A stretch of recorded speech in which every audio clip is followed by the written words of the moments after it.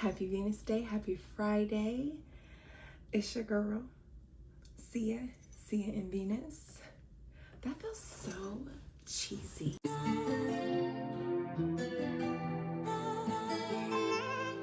How do y'all do that?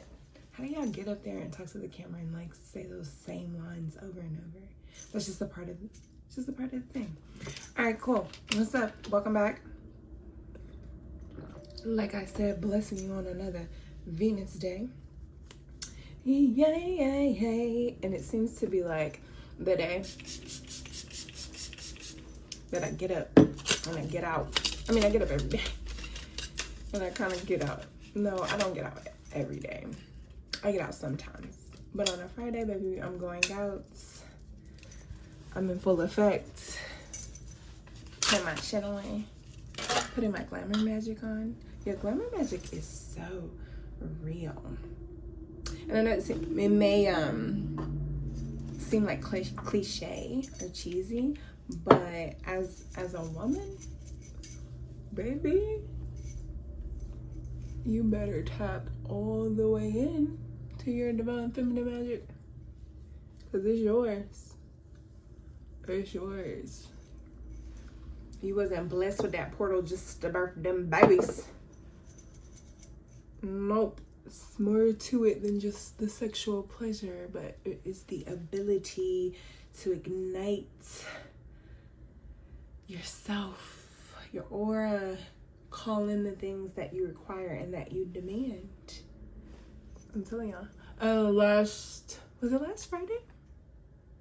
Yes, it was last Friday. I think. Whatever. I'm pretty sure it was last Friday though, because I wore pink and I was out.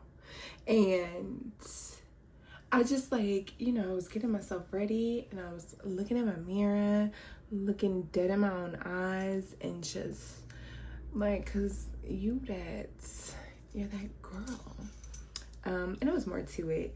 I don't freely give away all my magic now, cause if everybody was doing the same magic, it ain't potent no more. But if you need some tips, holla at your girl, okay? I will lead you in the right direction, because I'm over here and I'm doing my thing. Got moisturizer on my dress. Boo. Doing my thing. Oh, and if you see my powder, it's hot. The chatty hoochie. Excuse my language. It's super hot out there. Anywho. But yeah, oh my god, the magic. So last Friday I was out and about and I was shopping. I had did some like Insta orders that I need to go pick up, and I went to go pick up my order. I went to go pick up my order, and while I'm in the store, it's like I don't need to look at nothing else. Like, does anybody else do that? You order so that you stay out the store, but then when you go inside, that's my subconscious playing with me. Because why wouldn't I just do like a pickup, bring it to the car? Yeah, I'm like, nah, I'll come inside to pick it up. You think you're funny. You're not funny. Anywho, but yeah, so you in the store, so now you gotta look. That's me. I'm going to look at everything in the store. I'm gonna be dramatic. I'm gonna say, oh my god, I need this. What would be life if I had to leave this store without this thing? Like, I do that real bad. Real hard, real bad. And I will put a ton of things in my cart and I will try on everything. And baby, when it's time to walk to that register and my mind starts to calculate and think about how much of my dough is about to go into this stove, the cart gets left and I walk out. 75% of the time. Because it's a strong 25% that like, I need it. I'm just gonna get it. Yeah. And I might be low-key like relapsing on an addictive behavior of shopping. I might be doing that a little bit. So I'm really getting myself together. I also tell myself, you need one thing. There's one thing I want and there's a possible thing I want. There's one thing I really need. You need that one thing. If it ain't that thing, you don't need to buy. So I'm trying to stick to it. But anyway, so I'm in the store and because I'm also fully in my magic. I'm in my aura. Like, outfit is cute, skin is gleaming, face, okay, and the walk, the strut, you gotta walk with your shoulders rolled back, chest up a little bit. And I see a dress. I'm like, nah, I'm ready to get dead. And then I see the price tag and I'm like, no, I'm not. No, I'm not. And I'm like sitting there like, but why can't I have this? Like, I want this.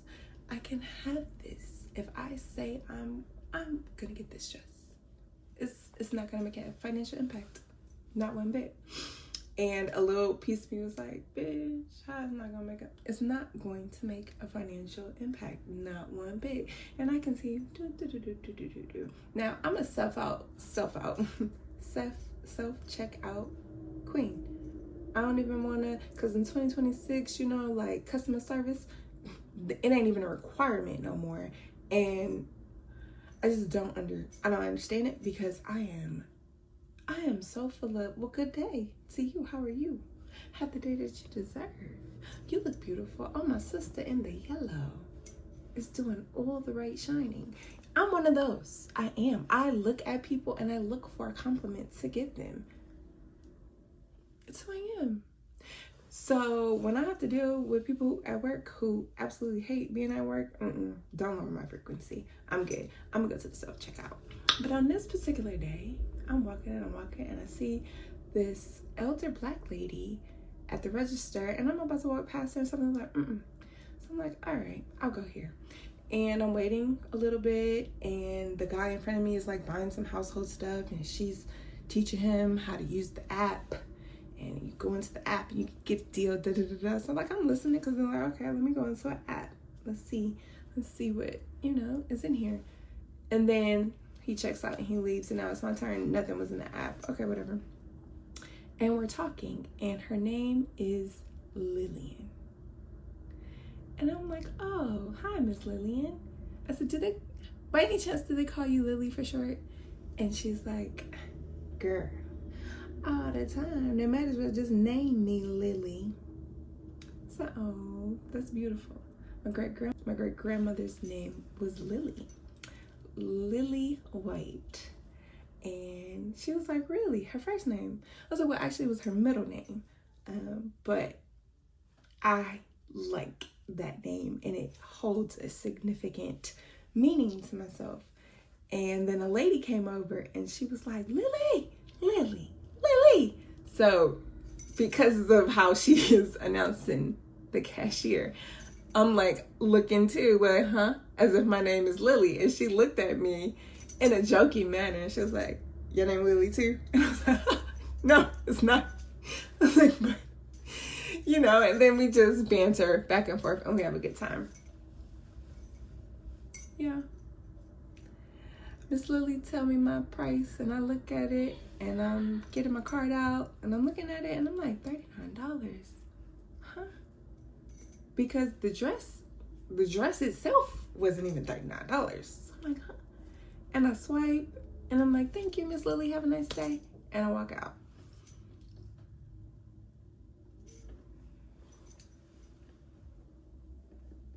Now, I don't know what happened, but I know that my great grandmother's name is Lily, and I can't help but to think, because I turn my shit on as she expects me to do, and I stand in my divine right as she expects me to do.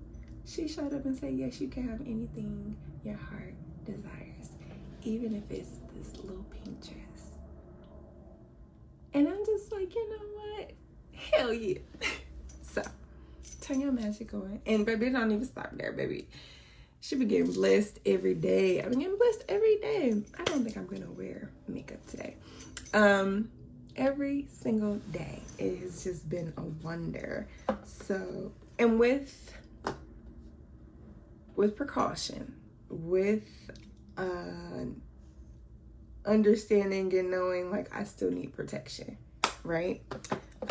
So that was a little highlight of why it is important to do your glamour magic. But really what I came here today was to talk about how I am starting a new series, and it's a series that I will hold space for others. It's an offering that you can invest in. It's called the tending and the receiving, and Spirit has really put it on my soul to share more in depth. Like, I'm giving a lot on Substack about this journey of connecting with the land and learning and understanding more, but it's truly just like the tip of the iceberg. It's really just like what my mind can compilate into one article at a time, where if I was able to like sit down and have more time, oh my God, the revelations, the connections, the acts of service, it's just so rich with working with the land. And I feel like one who's called to my frequency, you got something to do with the land right now. If you could care less about what I got going on, then you move along, because this ain't even for you right now. But the frequency has been set to tend to the land, and it's exactly what I have been doing in such a joyous reclamation type of way, because everything, like, I'm a projector. I've mentioned that 100 times, I'm sure, but everything about me typically is to be the student, the long student, get really into it, order the books, order the things, get the tools, like watch the videos. Oh my God, YouTube University, watch the videos, see what other people are doing. And this time around, I don't do none of that. I just really have no desire. One, any book that I needed, I already have. Two, I'm also blessed with an abundance of community and individuals who also have the knowledge already. So I just get to show up in regular life, play in my garden. I was telling my husband how the garden, he comes out and he's just like, sometimes the garden is just, my husband is very passionate. I have a very passionate, he's an Aries sun. He is very passionate, but like, what man isn't, right? So he's like, oh, seeing you in the garden, and I'm like, you hot and heavy for me in the garden? He's like, well, it's your aura. He's like, you just light up and you get so excited and you're so into it. And it's just like, yeah, get into me too. And I'm like, okay, like just kind of like taking it in, because it's just somebody's observation of me in the moment, and somebody who I love dearly. And it's the childlike wonder, it's the inquisitiveness, it's the joy. And we talked about this before, that doing the garden for my family is to highlight joy, with an extra emphasis on highlighting a little Black boy's joy. And shit, I'm a little Black girl and my joy is running rapid. And every time I'm up there, it helps me to realize like a time in my life when I used to, or innately as a child, why I was drawn to certain things, and just like memories of making wine out of berries, stomping on them with your feet because you read in school that people stomp grapes to make wine, just like all these things. And not that I'm making wine, because I'm not, but it's like I'm returning to that in a sense. And yeah, there's a logical way to do it. Yes, there's a way to study and become well versed in the things, and I honor that path fully. Fully, literally the closest people to me are like herbalists, and they work the land. So I definitely don't want to make light of it, but the medicine that I needed from the land and in this season was to return to my inner child joy. We are also in a season, a long season, of where Chiron has entered Taurus, right? So with that being said, the last time Chiron was in Taurus, which I need to look that up. I've never looked that up. Like, I know that it was,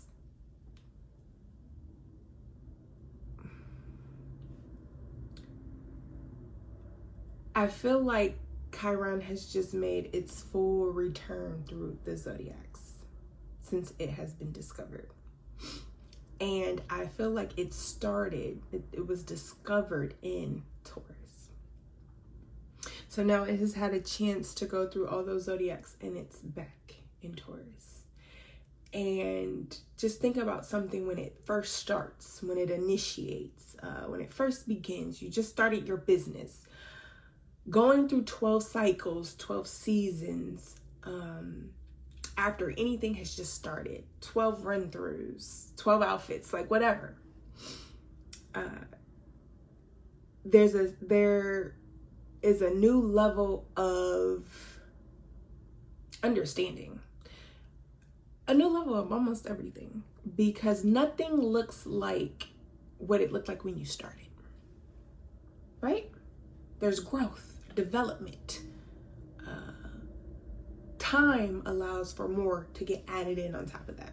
So what I'm saying is, Chiron, in a sense, when it first was in Taurus, was giving baby, new development, fresh birth, right? And a lot of times, or every time something is new, fresh, beginning, the language isn't fully there. The knowledge isn't fully there. A lot of the foundational pillars are not there and they have to be created. Chiron has created its foundational pillars, it has created its language, it has created its wisdom after these 12 cycles. So now, as Chiron comes back into Taurus, it's like, hey, it's not the same that it was 12 cycles ago. Or 11. I'm saying 12. Is it 12 or 11? I don't know. Don't quote me. Just listen. Google it. So they see, that's that perfectionism. Like that, my perfectionism will sneak away. Like, are you right? Are you right? I don't know. And that's how I've overcome that. Like, I don't care to be right. I know what I'm saying in my body, and you get the gist. So now, experiencing the whole Chiron and Taurus, it's like we got some wisdom over here. We got some understanding, you know? We've had time to let things pile in and change the scene. And for this heavily placed Taurus, my Chiron is not in Taurus, but Taurus rules my first house. My sun sits there, my moon sits there, so many things, my ascendant sits there, my Venus sits there. Taurus, for me, experiencing Chiron this time around is saying, hey, there's been this thing holding you back. There's been this wound. But if you just get in your body, I say that every time, get in your body and allow yourself to remember, to recall, to reclaim. And trust it. Trust your truth. And no, I don't mean be delusional and believe lies. No. But to know a feeling in your body, you've experienced knowing a feeling in your body. So to know a feeling in your body and to answer that feeling without having to search outside of yourself for the validation and the confirmation. And life has kind of like forced us to live like that. Forced us to believe like you need accreditation. You need a resource. You need logic. You need proof. You need science. And all of it's nice. It was nice when we lived in a time, in a space where we didn't have all those things readily available to us. But now, in a time where it's so much damn information out there, we don't know what's real or what's fake. We don't know what's truth, what's a lie. On top of all the lies they've told us for so long. So now some of these truths that are coming out is like, you tell me it was a lie. You showed me science. You gave me facts. You built institutions around lies. So now what do we have to trust? What do we have to believe in? And I know some will say God. Ashe and amen. But just so you know, they trying to question that too. Yeah. Google it. But in a time where we can't trust anything out there, guess where you gotta go? Guess what the wisdom, guess what the healer side of Chiron says while in Taurus? You gotta go back into your body. You gotta go back into your body so that you can break down what's real and what's fake, so that we can attune. Like, I'm a Taurus, I am a Taurus, so that physical plane, that material plane, it matters so much for us. But it matters because we're Taurian. We live upon the ground, upon the earth. We are with the earth. So the materials don't always have to be this stuff. No, the material is the land. The material is the creation upon that land. The ecosystems and how we are intertwined and dependent upon one another for real life. And the more that we get back into our bodies, the more we get back into this just physical plane of living, you turn your magic on. You get in tune with that little spark that's been like glimmering. But because you got big flashing lights everywhere, you ain't paying attention to that little spark. But like last week, that solitude, right? We come back in, we harness our own energy, focus our own energy, and then when we turn off those big lights out there and it gets dark and we start to see that flicker, that glimmer, what are you gonna do? Ignore it? I highly doubt it. I highly doubt you are in the dark and you will choose to ignore the glimmer of light. And that glimmer of light, that's your ancestral lineage coming for restoration. That glimmer of light is the unbalanced maternal and paternal wounds that have not only surfaced within oneself, but the entire physical plane. And that brings me to the second point and why I created the tending and the receiving cohort series is because if you feel connected to this land pool, this I want to put my hands in the soil, there's this connection to the Father.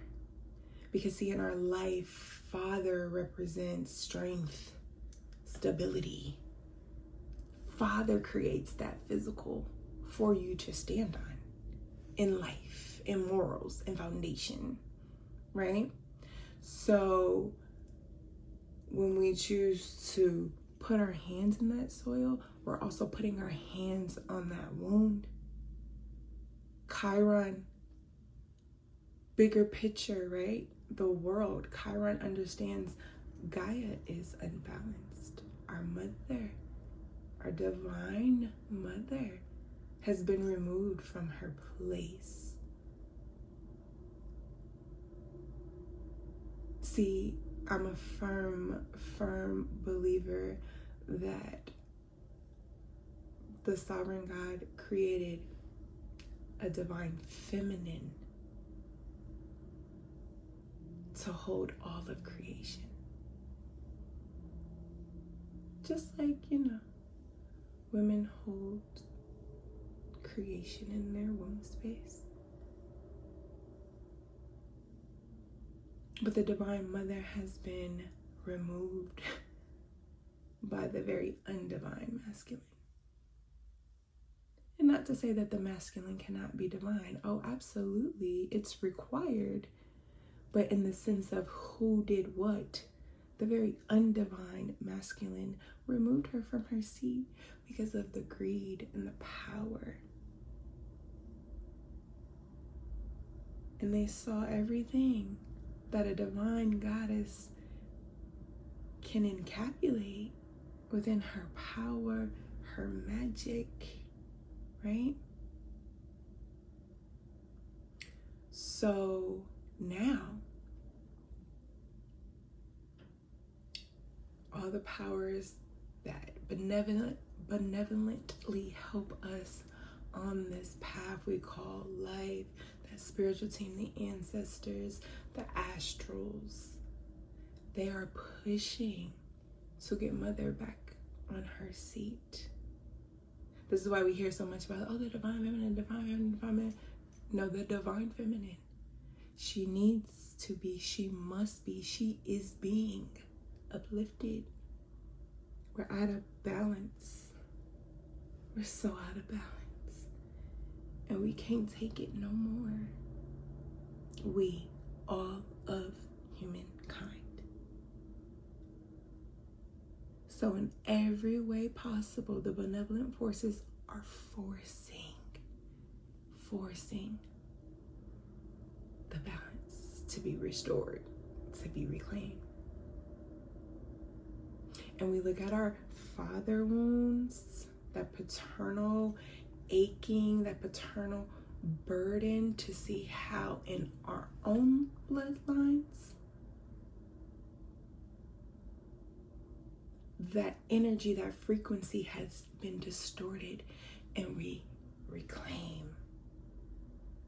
We find our strength through connecting with the land. We find our stability. We find our stability by putting our hands in that soil and looking straight into these burdens, these wounds, this lineage. We reawaken the magic that's in our bodies. And there's no better time that supports this type of work than now. We're in Cancer season. But in a couple weeks, we're stepping into Leo season. And Leo, ruled by the sun. The sun represents the father in astrology. And quite honestly enough, the tending and the receiving cohort series starts on my biological father's solar return, August 17th. So that was a little message from Spirit, because if you don't know, now you know. I just got to get up here and start talking in my humanness, and that opens the channel for the divine to come through. So I cannot script these moments. I cannot write them down. I can't get up here feeling cheesy. Holla at your girl, like it's. But once I get through it, once I get through the ranting and the chanting, when you're truly tapped in, you hear the switch. You hear the message. And if you were brought here today to hear the message, know that I'm sending you so much love. Because this is deep work. This work can get heavy. But that's why I do it with so much joy. And such a focus around floral essence in art. Because it helps move those really heavy emotions. This has been fun. One day, maybe after my 12 cycles, 12 videos, I'll be able to have my face finished. You know what? How is this finished right now? Boom. Before we go, I want to pull a card. I mean, I felt like everything was just so, it is what it is type of energy, but still just giving us something to walk away with and ponder over. Today, this deck is the Divine Feminine Oracle deck by Elizabeth Cheever Gessamy. Sorry, I'm not that's the book. And what shot out today was Mio Shane, the Princess of Mercy. Giving is receiving. The energy of the universe is merciful. And that is her photo. And let me read the Princess of Mercy. Who she is. Mio Shane represents the incarnation of fulfillment of mercy. She was a Chinese princess who is believed to have lived during the Tang Dynasty, 618 to 907. Oh, almost 100 years. And to have been the incarnation of the goddess Kuan Yin. She was the daughter of the king who wanted her to marry a wealthy man in order to secure more power and wealth for himself. Sounds like that very undivine masculine, huh? When she refused, the king sent her to live in a monastery on a secluded island off the coast of China. When the king found out that Mio Shane had transformed the barren island into a paradise, he got so angry that he ordered the monastery to be burned to the ground. But when Mio Shane saw the monastery in flames, she pricked the tip of her tongue with a hairpin and magically summoned a storm that put out the fire. Now come the hell on. I'm not done. But come on. Come on. Do y'all hear the divine speaking so clearly right now? How is it that they're talking about Mio Shane's husband being the very undivine feminine? I mean, the very undivine masculine, right? Power and wealth is all he's after. And when she put her magic on sign, when she turned her magic on, he's angry. He's angry and he chooses to burn it all down. But what my girl did, it says she magically summoned a storm that put out the fire. The king then ordered Mio Shane's execution, but no blade or sword could kill her. Instead, each weapon shattered into pieces before touching her body. After several attempts of gorgeous, glowing white after several attempts, a gorgeous, glowing white tiger appeared and spirited Mio Shane away. The tiger took her to meet Yama, the ruler of hell. Mio Shane immediately heard the suffering of the souls all around her, and one by one, she liberated them with the fierce power of her empathy. Yama had to send Mio Shane away because she was transforming hell into heaven. He gave her the peach of longevity as a gift. Mio Shane meditated for many years on the island of Putoshan. News reached her that the king was on the verge of death and that he needed the eyes and arms of a person without anger in order to live. Well, I'll be damned. Mio Shane gave him her eyes and arms. The king was revived and came to honor the person who had saved his life. When he saw that his savior was Mio Shane, he fell to his knees, humbled by the extent of her mercy. Spirit, work on me. Spirit, put more empathy in my heart. Because in this moment, I do not feel it overflowing.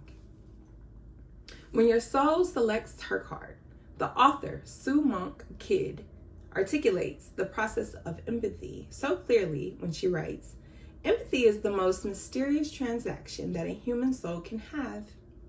And it's accessible to all of us, but we have to give ourselves the opportunity to identify, to plunge ourselves in a story where we see the world from the bottom up or through another's eyes or heart. Ashe. Empathy is mercy's twin. When we can call into the reality of someone else's suffering, we open up the possibility of mercy. Spirit is doing a lot to me right now. Spirit is doing a lot to me right now, okay? Because I told you, once I open my throat, the messages come through.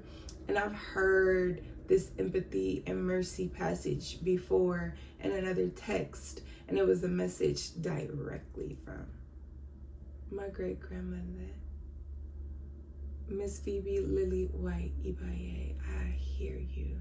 God, give me more empathy. God, place more mercy in my heart. Ashe.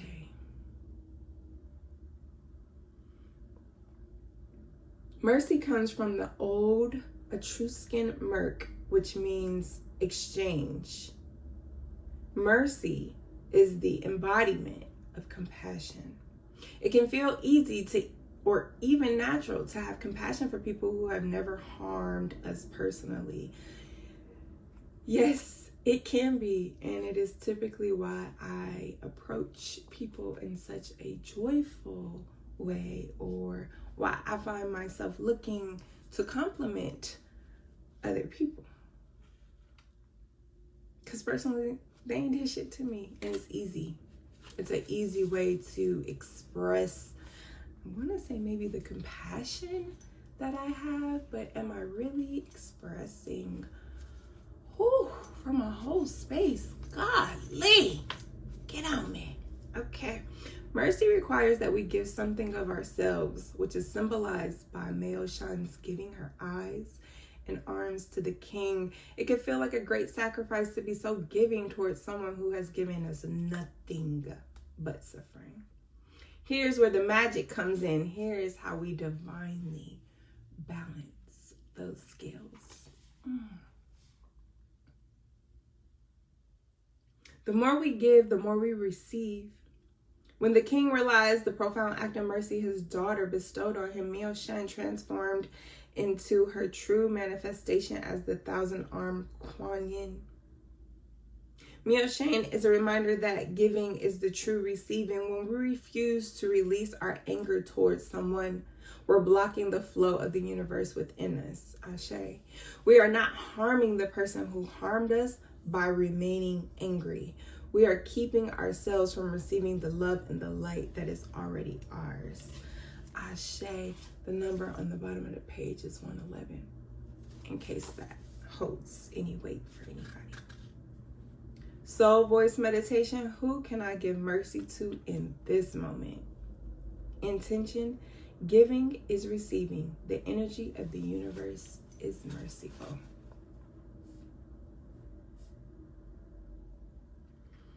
Giving is receiving, divinely reclaiming. And in order to divinely reclaim, to divinely receive, we must first give something of ourselves. In this moment, Spirit, I give to you my mind.